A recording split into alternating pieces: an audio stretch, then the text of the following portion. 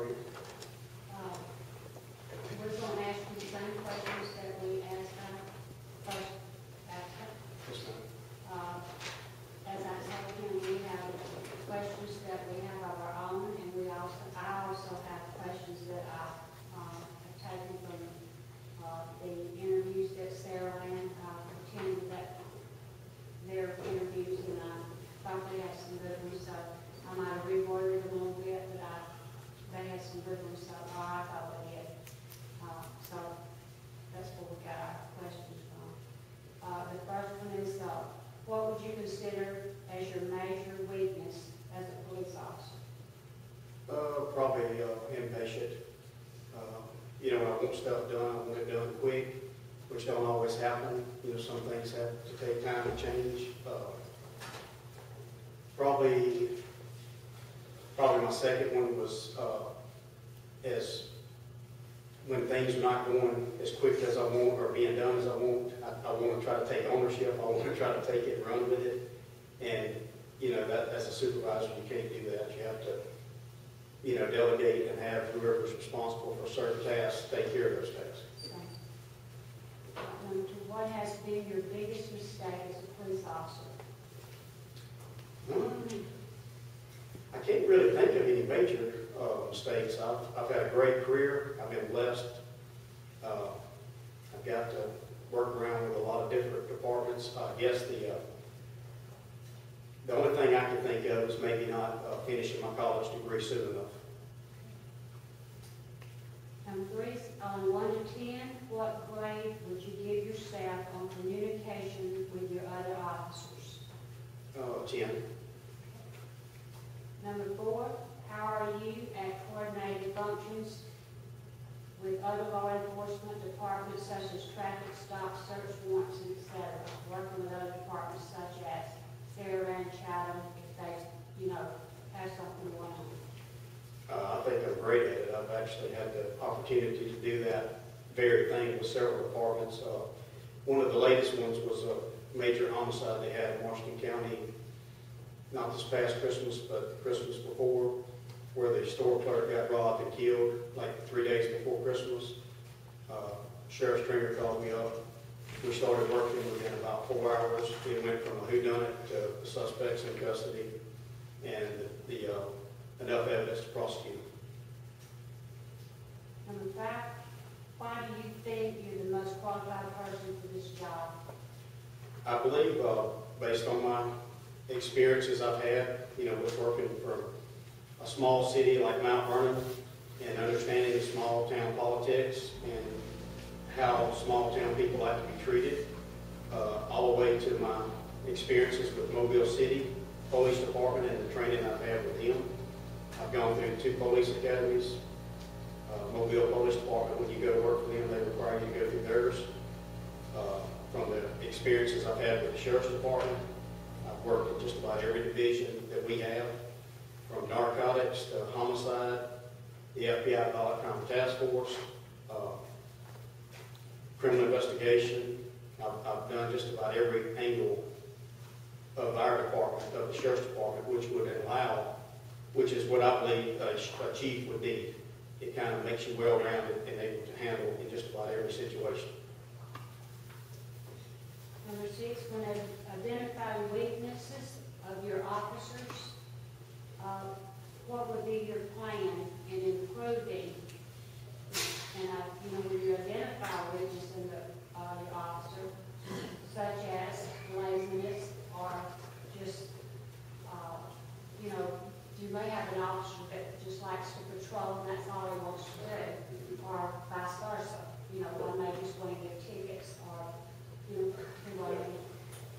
What are your plans on improving this, making it more well-rounded? What is your plans on changing? Well, the first thing I would do is call the officer in. Well, the first thing I would do is, as a chief, if I came here, would be to evaluate each officer and have create a personnel file on each one to see what training they have, what experiences they have, and see where they're lacking, see where you can improve, and see where they may have homicide experience or skills that you don't even know about. So I would learn that at first. From there, if you have an issue with laziness or something, start them in, talk to them, address the issue, make sure you clearly explain and make sure they clearly understand the expectations. That way, if it continues and you have to progress further with disciplinary action, then there's no misunderstandings. They know what was expected and what should be done. Number 7, how do you prepare other officers for promotional opportunities such as what we're going through tonight?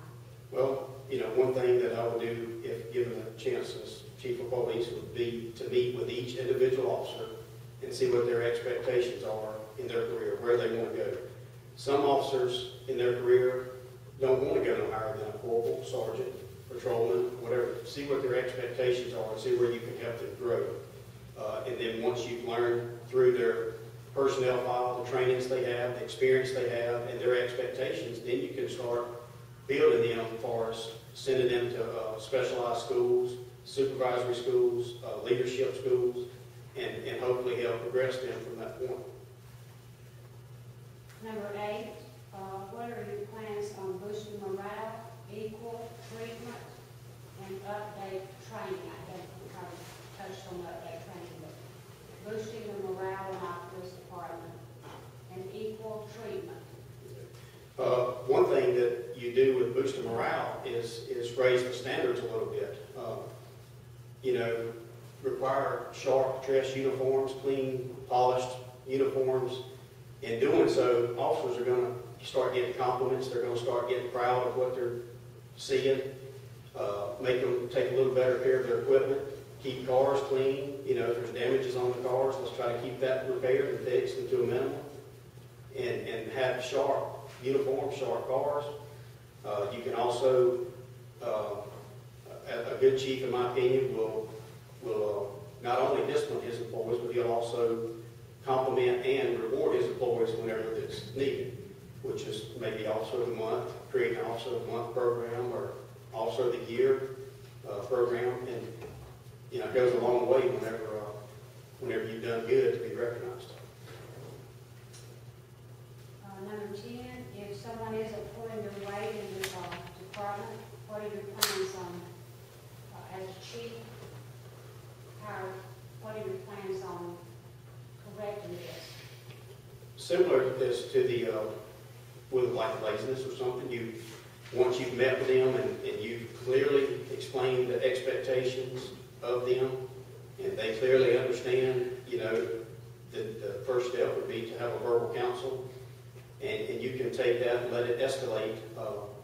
It could come up to days off, and then eventually, if it does not correct, then you're going to have to determine whether law enforcement is what this employee's cut out for, or if it's what they're wanting. If they want it, they will do what's right. Number 11, if you were described by a friend, what would they say behind the badge or out of the badge? That I'm honest, I have great integrity, and a great people person, and hopefully a great Christian. Number 12, would you say you are disorganized or organized? Very organized. What is your plans and approach to changing the department?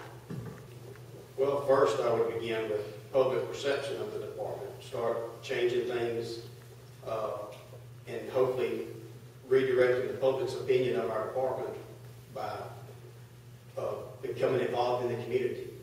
Have the officers mingle, have them communicate with the public, have the officers do more police-oriented type policing, where you go out and meet with the public, talk with them, get their opinion, give them ownership of some of the tasks that you have, and start building a rapport with the public. That way you have a better chances of solving crimes or either eliminating some of the crimes that take place in the community. You may have just answered this next question, but I'm going to go ahead and ask you anyway. How do you feel about community patrolling and your idea of what community patrolling is? Okay. My opinion of it, or my idea of it, is the community and the police department communicating and interacting. I've done this throughout my career. You know, as I started with Mount Vernon Police Department, that was what we did. I mean, you didn't just police the streets. If they got a hurricane, you went and helped people clean their yards. If somebody's house burned down, you went and helped them clean up. If somebody's water pipe was busted, you know, you went and helped. You did more than just police chief. And in doing so, you got more respect back from the community, and more people were more acceptable if you had to pull them over and write them a ticket. You know, it was more understanding than just the only dealings they have with you is getting a ticket from you, or maybe you work in their wreck. How do you feel about the importance of communication with the council and mayor? I think it's extremely important. I think a chief of police should attend council meetings. I think a chief of police should create some kind of way of communicating with the mayor and council, whether it be via email, phones, or whatever, to keep them up to date on important situations. As the public's going to be contacting the councilman in situations where there's something's happened in their area or major incidents, I think it's a must. The last one, number 16, you have known for several weeks about the chief position. What have you done to prepare yourself to apply for this position? And do you have a visibility plan for the department? And if so, explain a little bit about it. Yes, I do.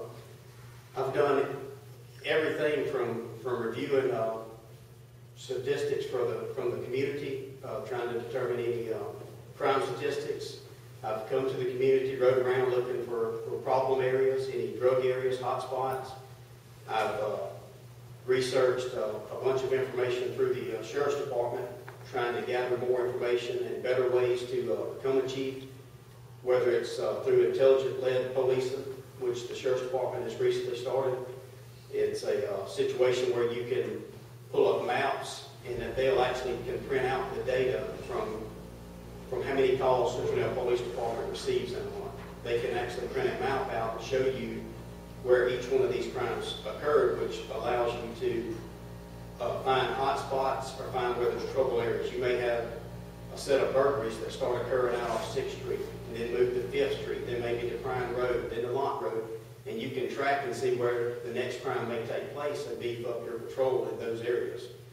In doing so, I've actually put together a vision for the city that I'd like to give each one of you after this is over. And it entails a lot of the community-oriented policing efforts that I believe can take place, a lot of the intelligent-led policing that can assist in hopefully preventing crimes.